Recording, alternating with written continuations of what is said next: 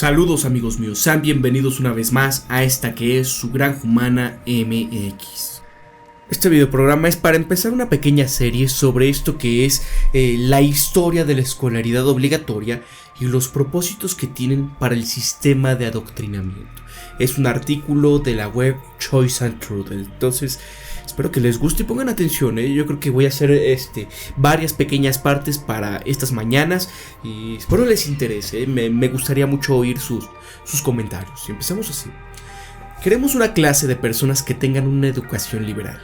Y queremos otra clase de personas, una clase mucho más grande, que surge de la necesidad en todas las sociedades, que renuncie a los privilegios de una educación liberal y se capacite para realizar tareas manuales específicas. Esto lo dijo Woodrow Wilson, el significado de una educación liberal. Discurso a la Asociación de Profesores de Escuela Secundaria de Nueva York el 9 de enero de 1909. Entre los muchos dogmas que azotan a la sociedad actual, la escolaridad obligatoria como un medio para potenciar al hombre común en el conocimiento y la capacidad de pensar críticamente para uno mismo es quizás la más grande. Arraigado en el antiguo Esparta y derivada principalmente de Prusia, que adoptó ciertos principios espartanos, la escolaridad obligatoria, desde sus inicios, se lleva a cabo con el único propósito de asegurar la obediencia pasiva hacia la clase dominante. En Esparta, por ejemplo, los niños pequeños, los que no eran abandonados cuando eran bebés por ser considerados físicamente ineptos, eran tomados por el Estado a la temprana edad de 7 años. Se les colocaba en los duros campamentos de entrenamiento denominados como agoge. A los niños se les enseñaban habilidades de supervivencia, el arte de la guerra y la obediencia incondicional a la clase dominante. Como parte de su formación, por ejemplo, los chicos iban a asesinar a un hilota sin causa ni provocación para demostrar su capacidad como soldado y su lealtad inquebrantable. Más de 2000 años de su creación, el sistema espartano de educación obligatoria volvería a nacer en otro estado militar famoso, el germánico Prusia. Y antes de esto, sin embargo, el impulso inicial para la enseñanza obligatoria de hoy en día con el famoso reformista Martín Lutero. La reforma protestante. Aquí, en 1510, un sacerdote católico llamado Martín Lutero se embarcó en un viaje de 850 millas a pie al corazón de Roma, por razones tanto personales como profesionales. Era un lugar que hacía tiempo había soñado con conocer y explorar en persona. A su llegada, sin embargo, Lutero estaba consternado por la corrupción que parecía estar por todas partes en la famosa ciudad, escribiendo que es casi increíble lo que las acciones infames están comprometidas en Roma. Hay que verlo y escucharlo para creerlo. Es un dicho común de que si hay un infierno, Roma está construida sobre él. Es un abismo del que proceden todos los pecados. Aunque este viaje es el punto más visible del que podríamos rastrear de orígenes de la disidencia revolucionaria de Lutero, fue la venta de indulgencias que en última instancia condujeron a su desilusión con el papado. 6 años después del viaje de Lutero a Roma, el Papa León X, de la tristemente célebre familia de banqueros Medici, y sus socios comerciales, Johann Tetzel y el arzobispo de Maguncia, Albert, decidieron sacar provecho de la ignorancia del hombre común a través de la venta de indulgencias. Lo que quiere decir, en términos sencillos, vendían trozos de papel tela, alegando que perdonarían a los creyentes en parte o incluso en la totalidad de sus pecados y evitarles purgatorio. Aunque esto les pueda parecer absolutamente absurdo e incluso difícil de creer, esta gran estafa fue un negocio próspero. ¿O recuerdan, por ejemplo, a todas aquellas personas que pagan por la absolución o que les dicen que si estás echando monedas esto ofende a Momoa? Entonces, ¿quieren billetes? ¿Quieren tarjetas de crédito? Bueno, es algo similar. Ahora, sin embargo, a pesar de su aceptación entre el plebeyo sin objeciones, Martín Lutero estaba bien versado en las escrituras y creía que la venta de indulgencias entraban en conflicto con el de la doctrina bíblica. El 31 de octubre de 1517, él decidió escribir una crítica del papado en lo que se concierne históricamente como las 95 tesis.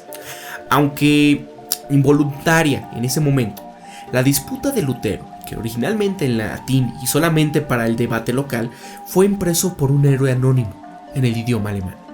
Rápidamente distribuido en todo el norte de Europa gracias a la llegada de la imprenta de Johannes Gutenberg. Los escritos de Lutero, que más tarde se comenzó a distribuir intencionalmente para ganar apoyo para su causa, ganaron muchas simpatías entre las masas, presumiblemente porque ayudaron a confirmar las objeciones internas del silencio y temeroso oprimido, y en escritos posteriores, porque Lutero proclamó que todos somos consagrados sacerdotes por el bautismo, y si ellos, es decir, la Iglesia, reconocen esto, sabrían que no tienen derecho a ejercer el poder sobre nosotros. Esto, por supuesto, era un gran problema para la Iglesia por razones obvias. La clase dominante, a lo largo de la historia, se ha basado en gran medida, si no exclusivamente, en el control de la información para asegurar la docilidad y obediencia entre la gente común. Simplemente no hay otra manera para que tan pocos controlen a tantos. Esto, de hecho, es la razón por la que la Iglesia Católica prohibía la lectura, la traducción o la posesión de la Biblia, por lo que lideró una campaña de genocidio contra los albigenses y porque se puso a Jan Hus ante la muerte junto con otros más. Con un libro abierto a un sinnúmero de interpretaciones, hay más de 40.000 denominaciones que lo demuestran. La clase dominante no puede esperar a mantener una gran cantidad de poder por permitir a otros que interpreten las escrituras de acuerdo con sus propios principios personales. Así, la Iglesia Católica Romana, que usaba la Biblia, y podría decirse que todavía la usa, como una forma de educación para avanzar su propia agenda personal. Al igual que los que precedieron, Lutero fue amenazado, excomulgado, por oponerse al existente status quo, ofreciendo al hombre común una perspectiva diferente que tanto necesitaba. Esto lamentablemente es el destino más comúnmente prescrito para aquellos que se oponen al sistema. Como resultado, lo que siguió fue una gran revolución, conocida históricamente como la Reforma Protestante, por protestar contra la Iglesia Católica Romana. Un levantamiento popular que cambió para siempre la cara de la religión cristiana en todo el planeta, y con él el curso de la enseñanza obligatoria. A pesar de la valentía admirable y buenas intenciones de Lutero, sus defectos eran demasiados. Él era un hombre que interpreta la Biblia radicalmente y que no tenía ninguna tolerancia para los que predicaban una doctrina diferente a la suya. Esto es lo que inspiró a insistir en la educación obligatoria, su convicción ciega de que su interpretación de la Biblia y de la vida misma fue literalmente dada a él por el creador de la humanidad, y en consecuencia el hombre común debía ser adoctrinado. Pero para realizar esta tarea santa, supuestamente, Lutero se dirigió a los gobernantes alemanes con la siguiente propuesta: queridos gobernantes, sostengo que las autoridades civiles tienen la obligación de obligar a la gente a enviar a sus hijos a la escuela. Si el gobierno puede obligar a estos ciudadanos al servicio militar por ser aptos para soportar lanza y rifle, para montar murallas y realizar otras tareas marciales en tiempo de guerra, ¿cuánto más lo tiene para obligar a la gente a enviar a sus hijos a la escuela? Porque en este caso estamos en guerra con el diablo. Es lo que decía. La petición de Lutero dio lugar a la creación del primer sistema de enseñanza obligatorio de la Edad Moderna, que fue en 1559 por el duque Christopher Elector de Württemberg. Los registros de asistencia se mantuvieron y se impusieron multas a los ausentes sin justificación adecuada. Esta idea se vio interrumpida por un tiempo a causa de la Guerra de los 30 años, pero más tarde fue seguido por estados como Gotha en 1643, Hildesheim en 1663, Prusia 1669, Kahlenberg en 1681. Mientras tanto, en Suiza, otra figura clave en la Reforma Protestante fue Juan Calvino, que fue el fundador del calvinismo.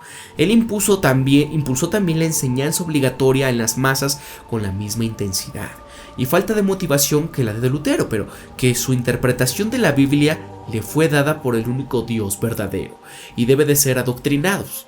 Aquellos que se resistieron a las doctrinas de Lutero y a las doctrinas de Calvino fueron víctimas de un severo castigo, a veces incluso llegaban hasta la muerte. Y reflexionando sobre la historia, no se puede negar la influencia colosal del cristianismo sobre las mentes de las masas y su impacto en la educación.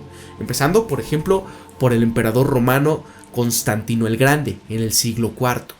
Entonces el cristianismo se impuso sobre todo el imperio para cumplir su visión de un unificado nuevo orden mundial. Y aunque no intencional, más tarde inspiró a la Reforma Protestante, que se extendió rápidamente por toda Europa y más tarde, gracias a los colonos protestantes en todo el planeta.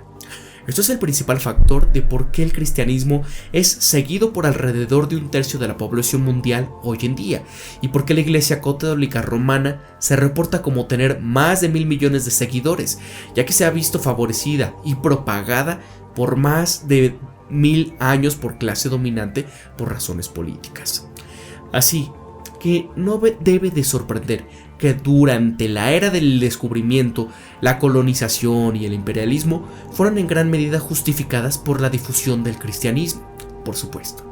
Esto no quiere decir que el cristianismo sea una mala religión que puede ser fácilmente verificada a través de gran parte de sus enseñanzas, pero al igual que cualquier otra religión o ideología, es fiable, ya que puede ser usada para manipular fácilmente la mente del hombre común y como resultado ser utilizado como una herramienta para la élite, que es precisamente lo que continúa hasta nuestros días. Entonces, señores, hasta aquí voy a dejar esta pequeña parte. Faltan varios fragmentos más, es muy interesante, pero ustedes, ¿qué opinan? Me interesa saber qué comentarios tienen de esto, porque vemos que estos son los primeros pasos de una educación obligatoria. Hasta la fecha la tenemos y vemos cómo todo esto forja lo que son las naciones. Si vives en un país en vías de desarrollo y te das cuenta cómo es la educación, cómo se quiere estar, pues de cierta manera moldeando a los niños de una manera en la que obedezcan, repitan y memoricen nada más sin pensar críticamente, entonces nos damos cuenta del por qué seguimos siendo esclavos, ¿no? del centro o del primer mundo. Así que, señores, hasta aquí los deja Pablo de su Granja Humana MX. Nos vemos en la noche. Muchas gracias y que tengan un excelente inicio de día, mis amigos. Hasta la próxima y recuerden esto siempre. Piensen críticamente. Sean ustedes mismos. Conózcanse de verdad quiénes son y sean empáticos, amigos. Hasta pronto.